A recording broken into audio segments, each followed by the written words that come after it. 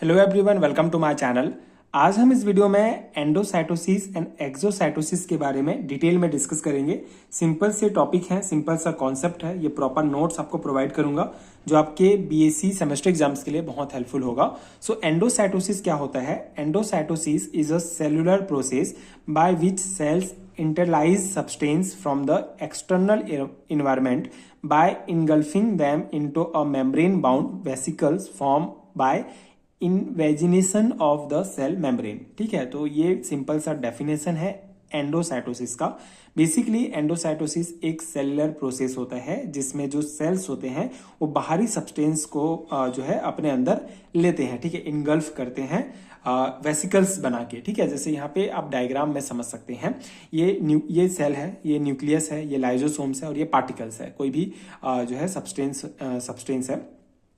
तो यहाँ पे क्या होगा, ये जो बाहरी पार्टिकल सब्सटेंस है इस प्रकार से एक वेसिकल्स बनेगा और ये इसमें आएगा। ठीक है, ये जो है ये मेम्ब्रेन के पास आएगा। उसके बाद ये जो वेसिकल्स है इसको अपने अंदर ले लेगा और फिर ये जो मेम्ब्रेन है ये इस प्रकार जुड़ जाएगा और ये जो है एक वेसिकल्स बन जाएगा। ठीक है, वेसिकल्स मतलब एक रिक्तिका के अंदर जो है ये पूरा पार्टिकल सब्सटेंस आ जाएगा और ये लाइजोसोम्स है। ठीक है, तो पिछले वीडियोस में भी हमने ये कॉन्सेप्ट डिस्कस किया था कि जो लाइजोसोम्स होता है वो बेसिकली किसी भी सेल का जो है स्टमक होता है। वो जो सब्सटेंस, जो बाहरी सब्सटेंस होते हैं, अनवांटेड सब्सटेंस होते हैं, उनको पाचन करने का काम करता है लाइजोसोम्स। लाइजोसोम्स में बहुत सारे एंजाइम्स होते हैं जो बेसिकली उनमें पाचन क्षमता होती है।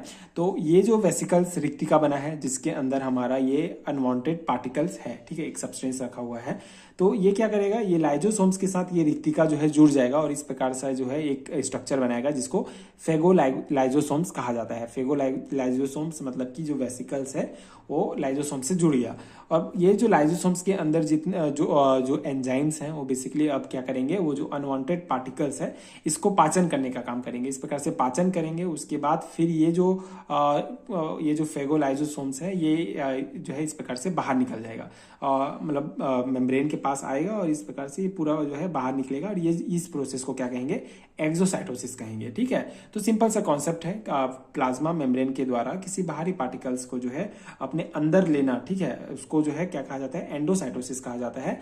एंड लाइजोसोम से जुड़ने के बाद उसको पाचन होने के बाद जो है वो बाहर निकल जाता है इस प्रकार से, तो उसको जो है एक्सोसाइटोसिस कहा जाता है। तो ये दो कॉन्सेप्ट यहीं पे क्लियर हो गए। ठीक है, endocytosis and exocytosis, I hope आपको समझ में आ गया होगा।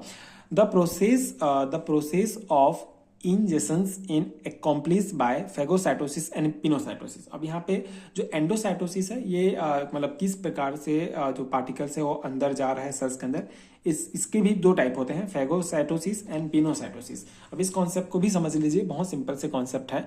फेगोसाइटोसिस क्या होता है, अ cell takes in a solid particle and form a vesicles. A lysosomes combine with the vesicles forming a phagolysosomes. Lysosomal enzyme digests the particle and the vesicles can also fuse with the plasma membrane and release it contained by exocytosis. ठीक है, जो ये concept हमने समझा उसी को यहाँ पे थ्योरी पॉइंट में लिखा गया है। तो फेगोसाइटोसिस क्या होता है, ये कि जो सेल है वो सॉलिड पार्टिकल्स को, ठीक है, अपने अंदर लेता है और वेसिकल्स बनाता है, फिर लाइजोसोम से जुड़ता है, फेगोलाइजोसोम्स का फॉर्मेशन होगा, फिर वो डाइजेशन होगा, फिर बाहर निकलेगा, तो उसको जो है एक्सोसाइटोसिस के द्वारा। तो फेगोसाइटोसिस मतलब कि सॉलिड पार्टिकल्स को जो है ये अंदर लेता है। ठीक है, जो हमारा सेकेंड टाइप है एंडोसाइटोसिस का वो होता है पिनोसाइटोसिस। आप यहाँ पे इसका कॉन्सेप्ट देख सकते हैं, ये भी बहुत सिंपल है। पिनोसाइटोसिस को सेल ड्रिंकिंग भी कहा जाता है, इसके नाम से स्पष्ट है।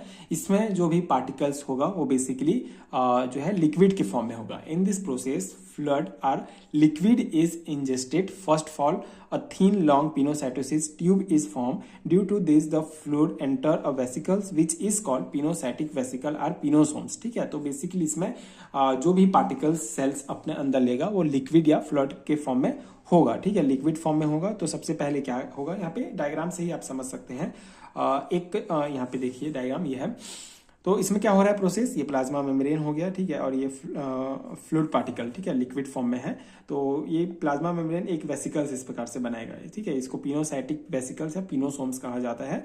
अब ये क्या हो गया, बेसिकली अगर हाँ, ये जो है इसको अपने अंदर लेगा और इस प्रकार से ये वेसिकल्स बन जाएगा। फिर ये वेसिकल्स ये इस प्रकार से एक रिक्तिका बनेगा जो फिर लाइजोसोम्स के साथ कनेक्ट होगा और एक पूरा उसका डाइजेशन होगा और एक्सोसाइटोसिस के द्वारा वो फिर सब्सटेंस बाहर निकल जाएगा। ठीक है, तो ये जो पिनोसाइटोसिस वाला प्रोसेस है, सबसे पहले जो है अमीबा में जो है इसको एडवर्ड एंड लेविस के द्वारा 1931 में जो है इसको क्या किया गया था, खोजा गया था। ठीक है, इसको ऑब्जर्व किया गया था इस प्रोसेस को, पिनोसाइटोसिस को। तो सिंपल सा कॉन्सेप्ट है। एंडोसाइटोसिस में क्या होता है, पिनोसाइटोसिस मतलब कि जो पार्टिकल्स होंगे वो इस प्रकार से लिक्विड फॉर्म में होंगे, एंड फेगोसाइटोसिस मतलब कि वो सॉलिड फॉर्म में होंगे। तो ये एंडोसाइटोसिस का दो कॉन्सेप्ट हो गया। अब हमारा जो सेकेंड टाइप है एक्सोसाइटोसिस, जो हमने कॉन्सेप्ट समझ लिया है, बेसिकली ये जो लाइजोसोम्स के द्वारा इसका पाचन किया गया उसको बाहर निकालना ही जो है उसको कहा जाता है एक्सोसाइटोसिस। तो ये है एक्सोसाइटोसिस का नोट्स, थ्योरी पॉइंट है, एंड बेसिक कॉन्सेप्ट तो वही है कि यहाँ से जो अनवांटेड पार्टिकल्स अंदर है उसको बाहर निकलने के प्रोसेस को एक्सोसाइटोसिस कहा जाता है। Through this process harmful substance found inside the cell and inappropriate secretory or excretory substance are removed from the cell. In first step of this process, a covering is formed in the cytoplasm itself around the substance to be taken out of the cell. ठीक है, तो exocytosis में सबसे पहला process क्या होता है, cytoplasm अपने आप जो है एक सब्सटेंस के अराउंड जो है एक कवर बना देता है, यहाँ पे आप देख सकते हैं। उसके बाद फिर उसको जो है बाहर निकालने का प्रोसेस होता है। Due to this the membrane potential remain, अब ये यहाँ पे एक कवर बनाएगा, ये कवरिंग होता है साइटोप्लाज्म के द्वारा। इसके कारण क्या होगा, जो मेम्ब्रेन पोटेंशियल होगा वो रिमेन कांस्टेंट रहता है। The inner surface of the membrane remain electronegative and the membrane potential remain constant. तो वही मेन कारण है कि इसके अंदर जो है, अंदर का जो भाग है ये इलेक्ट्रोनेगेटिव होता है। तो ये एक कवरिंग होने का जो मेन रीजन है वो कि इलेक्ट्रोनेगेटिव जो है वो कांस्टेंट बना रहे।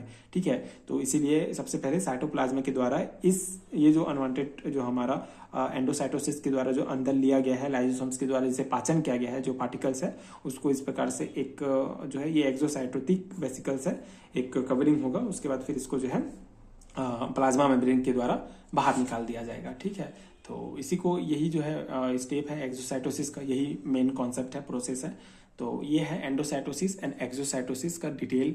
आई होप आपको समझ में आ गया होगा एंड ये नोट्स आपके एग्जाम प्रिपरेशन के लिए हेल्पफुल रहा होगा। ये है सेल बायोलॉजी यूनिट में आपको ये टॉपिक मिलेगा बीएससी फर्स्ट ईयर जूलॉजी के लिए।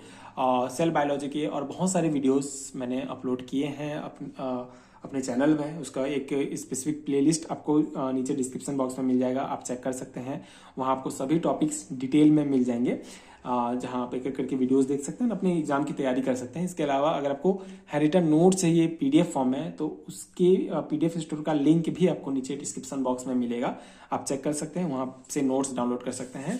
उस पर्टिकुलर पीडीएफ में यहाँ पे आप टॉपिक देख सकते हैं, आपको ये सभी टॉपिक्स डिटेल में मिलेंगे, जैसे कि एनिमल सेल का structure, cell theory, eukaryotic prokaryotic cell क्या है, माइटोकॉन्ड्रिया का function, Golgi complex, endoplasmic, ribosomes, lysosome, nucleus, nucleus, plasma membrane, sandwich model, fluid model, passive active transport, endocytosis and exocytosis, जो हमने अभी डिस्कस किया टॉपिक। ठीक है, तो ये सभी टॉपिक 15 टॉपिक जो है डिटेल में आपको मिलेंगे।